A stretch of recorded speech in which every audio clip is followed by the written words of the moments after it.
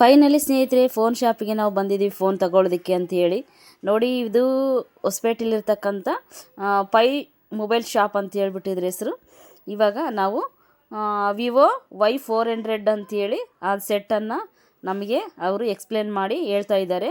ಇದು 8GB RAM ಮತ್ತು 256 storage sister ಅಂತ ಹೇಳ್ಬಿಟ್ಟು ಇವಾಗ ನೋಡಿ ನಮ್ಮ ಅತ್ತಿಗೆ ಹಾಗೂ ನಮ್ಮ ಮನೆಯವರು ಹಾಗೆ ನಾನು ನಮ್ಮ ಮಕ್ಕಳೆಲ್ಲ ಹೋಗಿದ್ವಿ. ನೋಡಿ ಫೈನಲಿ ನಮಗೆ ಫೋನು ಸೆಲೆಕ್ಟ್ ಆಯಿತು.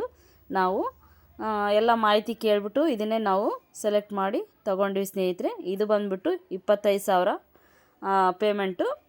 ನೋಡಿ ನಮ್ಮ ಮನೆಯವರು ಫೈನಲಿ ನನಗೆ ಗಿಫ್ಟ್ ಕೊಡ್ತಾವ್ರೆ ಫೋನ್ನ.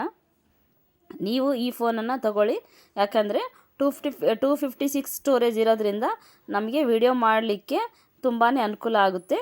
ಹಾಗೆ ಮಾಡಲು ಕೂಡ ಭಾಳ ಚೆನ್ನಾಗಿದೆ. ಹಾಗೆ 5G ಸೆಟ್ ಕೂಡ. ಫೈನಲಿ ಸ್ನೇಹಿತರೆ ನಾವು ಮನೆಗೆ ಬಂದ್ವಿ. ನೋಡಿ ಇವಾಗ ರಾತ್ರಿ ಏನು ಮಾಡ್ಕೊಳ್ಳೋದು ಅಡುಗೆ ಅಂತ ಹೇಳ್ಬಿಟ್ಟು ನಾವು ಮುದ್ದೆ ಆಗಿ ಮಧ್ಯಾಹ್ನ ಮಾಡಿರ್ತಕ್ಕಂಥ ಚಿಕನ್ ಸಾಂಬಾರಿತ್ತು, ಅದಕ್ಕೋಸ್ಕರ ನಾವು ರಾಗಿ ಮುದ್ದೆನ ಮಾಡ್ಕೊಂಡ್ವಿ. ಬನ್ನಿ ರಾಗಿ ಮುದ್ದೆಯನ್ನು ಇವಾಗ ಊಟ ಮಾಡಿ.